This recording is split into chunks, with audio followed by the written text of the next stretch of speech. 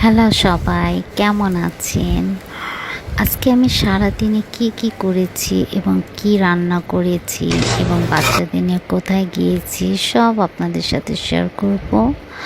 অবশ্যই আমার ভিডিওটা ভালো লাগলে একটা লাইক, শেয়ার এবং ফলো দিয়ে রাখবেন। আর সুন্দর একটা কমেন্টস করবেন যাতে আমি আরও নতুন কিছু নিয়ে আপনাদের কাছে আসতে পারি। প্রথমেই দেখেছেন আমি তেলাপিয়া মাছকে মশলা দিয়ে ম্যারিনেট করে ফ্রোজেন করে রেখেছিলাম।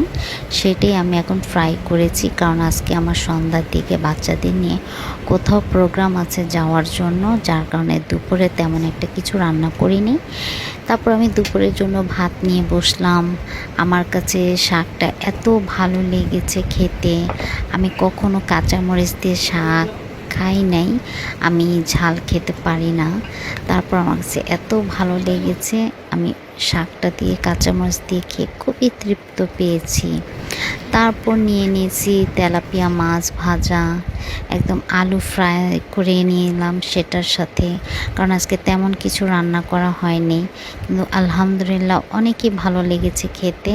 আর দুপুরে কোথাও যাওয়ার আগে যদি এরকম হালকা রান্না করা হয় সেটাই ভালো মনে হয়।